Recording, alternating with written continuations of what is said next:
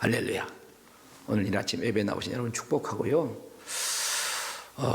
설교 제목처럼 내 인생을 띄워줄 성령의 바람이 이 시간 여러분에게 강력하게 불어오기를 주의 이름으로 축복합니다. 아멘. 일본에 가면 토리섬이라는 섬이 있습니다. 근데 그 섬에 큰 새가 있는데 알바트로스라는 새가 있답니다. 근데 저 새는 엄청나게 크대요. 그 바다에 있는 갈매기 비슷하잖아요. 그런데 이 새는 앞에 그림에 보면 어쩝니까? 사람이 옆에 가도 가만히 있어. 날지도 못하고 걸어 다녀. 장난치려고 애들이 돌을 던져. 그러면 그냥 이렇게 가지고 피하고 또 이제 그렇게 있는 거야. 그래서 이 토리섬의 주민들은 이 섬을 날개만 크지 몸뚱이만, 몸이 얼마나 큽니까? 저 봐보세요. 저 사람이 저 있는 거도 이렇게 새 얼마나 몸이 큽니까? 몸집이 날개만 크고 몸집만 크지 날지도 못하는 바보새라고 그렇게 이름을 불렀어요. 평상시에는 그냥 날지를 못하는데 자기를 띄워줄, 자기 큰 몸뚱아리를 띄워줄 그 바람을 기다리고 있는 거예요. 그래서 바람이 불어오는 그날 사람들은 다 집안에 집어넣어. 이 새들은 모래사장에 나가가지고 그 바람을 맞고 비상한다는 말입니다. 사랑하는 성도 여러분, 우리 인생도 마찬가지입니다. 누가 뭐라고 해도 우리가 포기하지 않고 때를 기다리면 반드시 나를 띄워줄 때가 있는 줄로 믿습니다. 그때는 하나님의 바람, 하나님께서 나에게 강력한 바람을 불 때에 그때 내가 믿음의 날개를 쫙 펴면 그 바람이 나를 띄워버려. 그 바람이 나를 띄워버려. 그런 면에서 우리 모두는 하나님께서 나에게 주신 가능성을 믿고 하나님의 때를 기다리면서 기도하면서 경건하게 믿음으로 사는 것이 오늘 우리의 일상이 되어야 되는 겁니다. 본문의 말씀을 보면 야곱아 이스라엘아 같은 사람 이름이죠. 또 나라가 되기도 하잖아요. 그들에게 하는 말입니다. 어떤 상태에 있는 그들이냐? 송사를 벌렸어. 근데 하나님이 내 송사에 신원을 안 해줘. 억울한 일을 당했어. 억울한 일을 풀어지를 않아. 기도를 해도 하나님이 응답이 없어. 그러고 있을 때, 하나님을 원망하고 절망하고 낙담하고 있을 때 하나님이 지금 말씀하신 거예요. 먼저 이야기합니다. 하나님이 어떤 분인가 말씀합니다. 하나님은 영원하신 분이다. 하나님은 땅끝까지 창조하신 분이다. 그 하나님은 어떤 상황에도 변함없는 신실하신 분이다. 그 하나님의 지혜는 말할 수 없는 지혜를 가지신 분이다. 하나님은 무능하고 연약한 자에게 능력을 베푸셔 긍휼이 한량없는 하나님이다. 이렇게 이야기합니다. 그러면서 인간의 실존을 이야기하는데 소년이라도 넘어지고 자빠지고 장정이라도 넘어지고 자빠진 같이 합시다. 연약한 존재다. 연약한 존재다. 오늘 그 말씀하잖아요. 팔팔한 소년이라도 장정이라도 피곤하고 넘어지고 자빠진 것, 이것이 바로 우리 연약한 인간이라는 사실을 오늘 말씀해 주고 있습니다. 그러면서 하나님은 문제 제기만 하는 것이 아니라 하나님은 항상 답을 주십니다. 뭘 주십니까? 답을 주셔. 지금부터 그 답을 말씀하는데 오늘 꼭 여러분의 신앙과 인생의 해답을 얻어가기를 축복합니다. 먼저 31절 소망의 말씀을 주십니다. 다 같이 읽읍시다. 시작. 오직 여호와를 앙망하는 자는 새 힘을 얻으리니 독수리가 날개치며 올라가 들 것이요 다른 박질하여도 곤비하지 아니하고 걸어가도 피곤하지 아니하리로다. 아멘. 사랑하는 성도 여러분, 저와 여러분의 인생에 이 독수리가 날개치며 막 올라온 것 같은 그런 역사가 일어나기를 축복합니다. 그렇다면 어떻게 해서 그런 역사가 일어날 수 있다고 하나님께서 말씀하십니까? 몇 가지로 정리해서 말씀하겠습니다. 첫째는 하나님에 대한 태도를 새롭게 하라. 다시 말씀드려서 오직 여호와를 앙망하라. 오늘 그렇게 말씀하고 있잖아요. 여러분, 인생도 신앙생활도 태도가 바뀌면 역사가 일어납니다. 죄송합니다. 예배를 드리는데 설교 듣는 태도가 설교만 하면 좋을 거 있어요. 제가 우리 교회인데 이제 11년 차예요. 12년 차예요.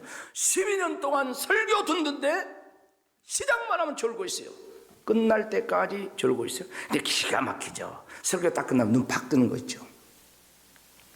이건 설교 듣는 태도가 그대로 있는 겁니다. 절대 역사가 일어납니다. 태도는 자세라고 볼 수 있어요. 요즘 보면은 유현진 선수라는 선수가 미국에서 메이저리그에 뛰다 우리나라 와가지고 어쩝니까? 막 기대를 하고 얼마나 했는데 저번 주에 보니까 지금까지 1회에 유현진 선수가 내준 점수가 가장 많은 점수 뭐 7점인가 9점인가를 한 회에 내줘버렸어. 그래 패전 투수가 됐어요. 그러면 본인도 그러고 거기 코치도 그러고 그 사람 분석을 합니다. 왜 공을 이렇게 얻어맞아가 홈런 줘버리고 안타 줘버리고 그랬지? 아, 투구 폼이 전성기하고 달라졌다. 투구를 하는데 볼을 뿌리는데 위에서 팍 꽂아야 되는데 이 꽂는 것이 조금 옛날하고 이 각도가 틀리다. 그걸 교정을 시킵니다. 코치가 그 자세를 바꿉니다. 이정우라는 이종범 아들 있잖아요. 바람의 손자락에 그 아이가 지금 미국에 가가지고 바람을 일으키고 있습니다. 미국 언론들이 저 아주 젊은 선수가 어떻게 이 세계적인 메이저리그에 이렇게 적응을 하고 이렇게 잘하는지 여기 보는 도루도 했어. 여기서 도루를 하다니 분석을 해. 도루를 하는데 이 친구는 한 박자 아니 반 박자 빠르다. 그 자세 태도가 적합하다는 거예요. 이렇게 장단점을 분석을 해가지고 코치가 그리고 본인이 그 태도 자세를 수정하고 바꾸면 인류 선수가 돼요. 근데 자존심 강한 선수들 있잖아요. 안 바꿔. 코치 말 안 들어. 감독 말 안 들어. 그러면 그때뿐이야. 단명해. 오늘 저와 여러분이 독수리처럼 뜨려면 인생의 태도, 신앙의 태도, 예배의 태도, 기도의 태도, 자세가 바꿔지기를 축복합니다. 이거 안 바꿔지면 안 돼. 저는 목사야. 목사는 목사의 자세의 태도가 바뀌어야 돼. 안 바뀌면은 여전히 그대로 있는 거예요. 너나 할 것 없이 이것은 진리입니다. 그 다음에 새 힘을 얻으리니 하는 말씀이 거기 나와 있죠. 이 새 힘을 얻으리라는 말은 히브리어로 야알리프 코하흐 이런 단어를 씁니다. 한번 읽어봅시다. 시작. 나무나 풀 등에서 젖싹이 힘있게 땅 위로 솟아나는 힘과 같이 하나님이 고난 가운데 연약해져 실에 빠져있는 자들에게 마치 새로운 힘과 용기를 친히 주실 것이란데. 여러분 봄이잖아요. 나무에 열려있는 두릅도 맛있죠. 근데 뭔 두릅이 더 맛있어? 땅두릅. 모릅니까? 그건 땅에서 겨울을 이기고 뭐요? 솟아올라. 저 봉산 가면은 죽순이 많이 나오더라고요. 죽순 뭐예요? 땅에서 솟아올라. 그거 먹으면 맛있습니다. 겨울을 이기고 나는 땅에서 이렇게 살아있고 솟아오르는 이거, 이 새 힘을 얻으리란 이 말은 그런 말입니다. 독수리가 날개치미가 올라가면, 이런 말씀 속에 하신 말씀인데 이거 우리가 잘 아는 말입니다. 근데 여기에 더 깊은 의미가 들어있어요. 우리나라 성경 번역을 하는데 이 번역에서 조금 놓쳐버린 것이 있어요. 그래서 그것을 말씀을 드리려고 하는데, 독수리 날개치고 올라가면 같이 이렇게 번역을 했잖아요. 근데 그 유태인의 영어 성경 이 다나크 여기에는 제대로 원문을 번역을 했어요. 근데 뭐냐면은 영어를 써놨는데 독수리같이 그 깃털을 새롭게 하며, 그런 뜻이에요. Yes, eagle grow new promise. 독수리같이 그 깃털을 새롭게 자라게 해야지 날개치며 올라간다는 그런 뜻입니다. 그런데 이제 우리 성경에는 그냥 생략을 하고 이 부분을 놔두고 날개치며 올라가면 같아요. 그래서 두 번째 중요한 원리는, 독수리는 털갈이를 하면서 새로운 깃털이 나와야지 창공을 치고 올라갈 수 있다는 그런 말이에요. 성경은 때때로 우리 인생에 힘들고 어려울 때 하나님이 도와주신다는 그 표현을 독수리 날개에 비유를 합니다. 오늘 말씀도 본문 보면 하나님을, 여호와를 앙망하는 자, 그러니까 곧 그 주님을 바라보는 자에게 독수리 날개치며 올라간 같은 이런 표현을 써요. 근데 우리가 상식 이렇게 생각해 봐요.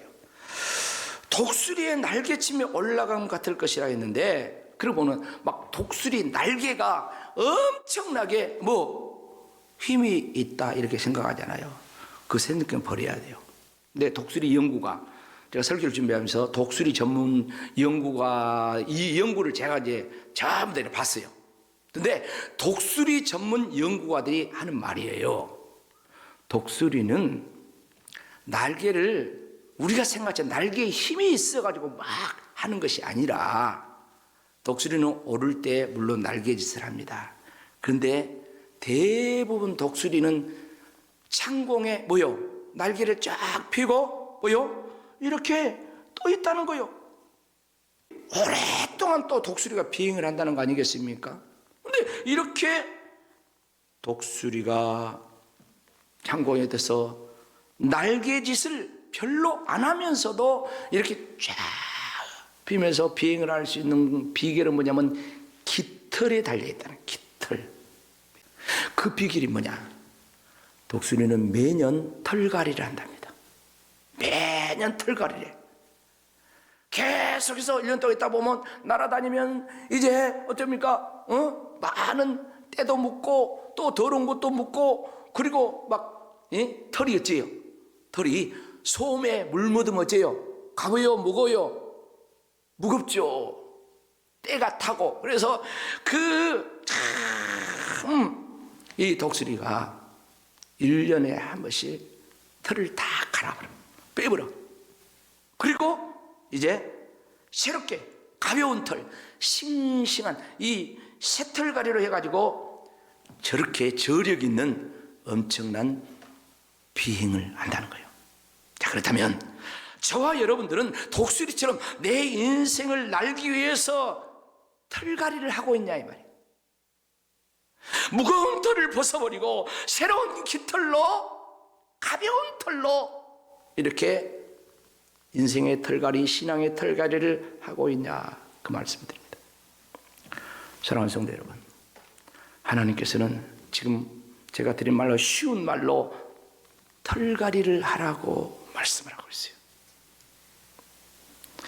에베소서 4장 22절로 23절 말씀 보면 우리가 털갈이해야 될 것, 너희는 유혹의 욕심을 따르는 구습을 따르는 옛사람을 벗어버리고, 구습 덕지 붙어 있는 거, 털에 막 붙어있어 옛사람,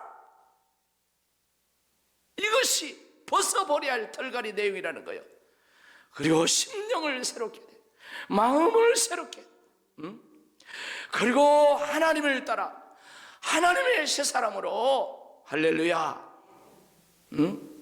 새롭게 지어져야 된다는 거예요. 내가 털갈이해야 할 게 무엇입니까? 육신의 사랑입니다.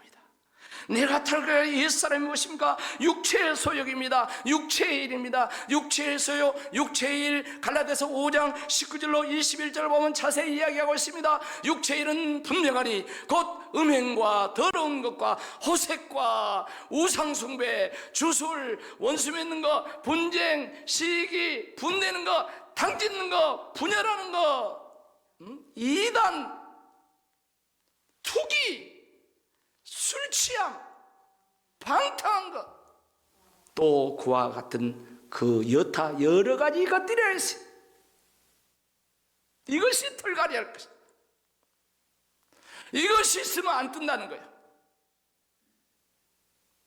전에 너희에게 경계하였느니 너희에게 경계한 이 경계한 것들을 정신 차리고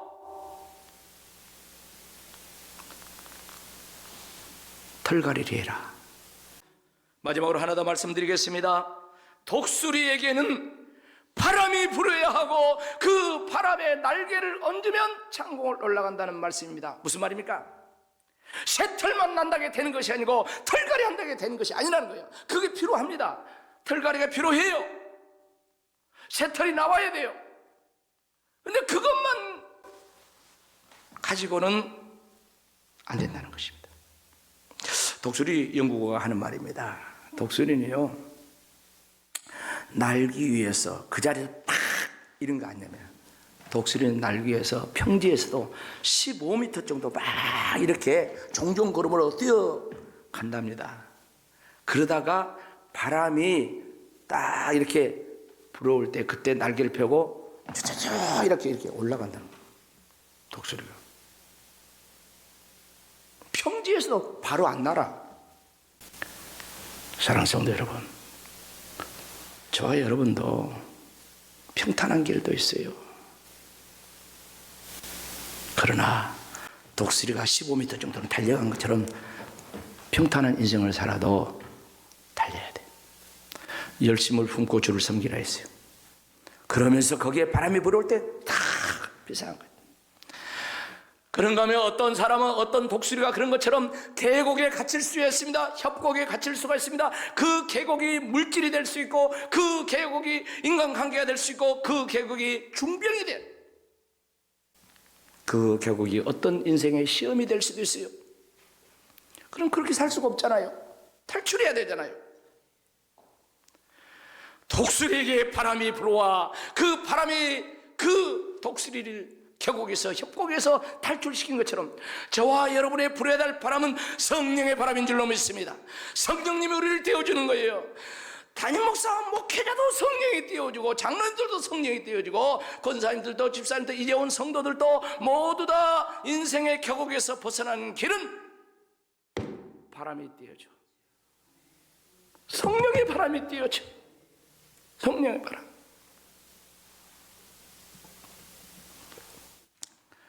우리가 잘 아는 이야기 하나 더 하고 마무리하려 합니다. 이스라엘 백성이 애굽에서 빠져나왔어요. 하나님의 능력으로 바로의 종살을 해방되었습니다.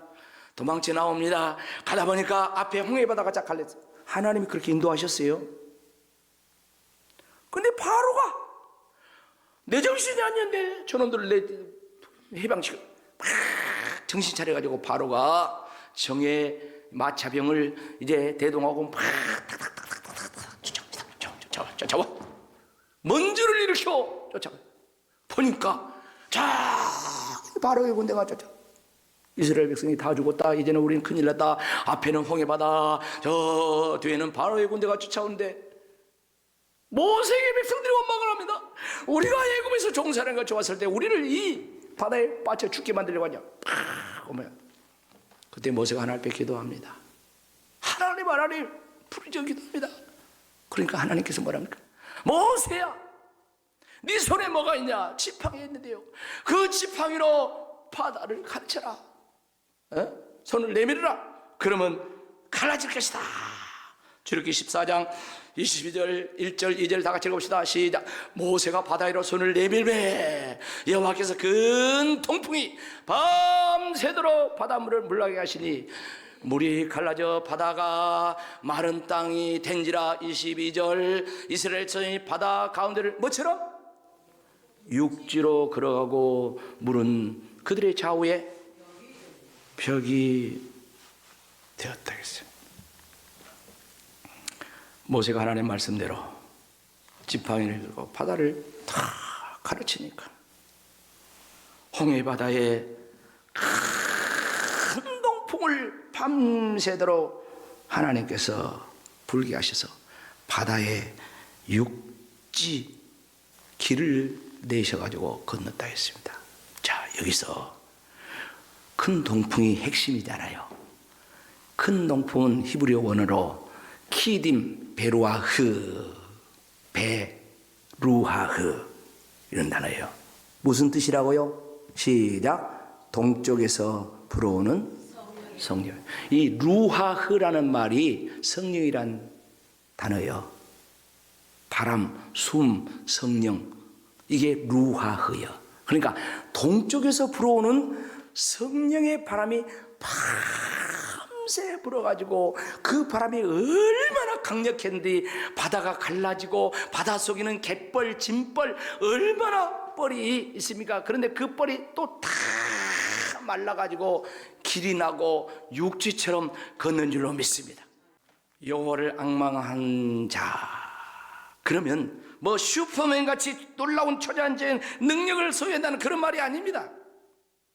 우리가 하나님을 바라보고 소망하며 이 땅에서 살아가는 한 하나님은 늘 우리와 함께 하시면서 우리를 때마다 일마다 순간순간 새 힘을 주게 하시고 어떤 상황에서도 지치지 않게 하시고 혹시 우리가 인생의 협곡 계곡에 빠져 있다가 할지라도 하나님께서 바람 부으셔서 거기서 건져내게 하시고 하나님께서 우리를 늘 함께 하신단 말이에요. 그래서 말씀했죠. 태도가 바뀌어야 돼. 하나님을 향한 태도, 자세가 바뀌어야 돼. 신앙의 태도, 자세가 바뀌어야 돼. 말했죠. 털갈이 해야 돼.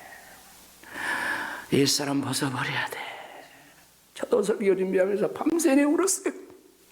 오늘 새벽에도 옛사람 털 뽑아버려야 돼. 무거운 것, 여러분, 수고하고 무거운 짐지라 다 내게로 와 내가 너를 쉬게 하려 했습니다. 여러분의 무거운 것이 무엇입니까? 그 무거운 것을 벗어버려야 됩니다. 얽매이기 쉬운 죄도 벗어버리라 했습니다. 사랑하는 성도 여러분, 담임 목사는 여러분들이 협곡과 계곡에 갇혀 있는 거 못 봐요? 늘 기도하는 것이 저 협곡에서 빨리 벗어나야 돼, 저 계곡에서 벗어나야 돼, 저 고통에서 벗어나야 돼. 맨날 여기서 새벽마다 그 기도하고 있는 거예요. 여러분 모두 다 인생도 신앙도 뜨기를 축복합니다.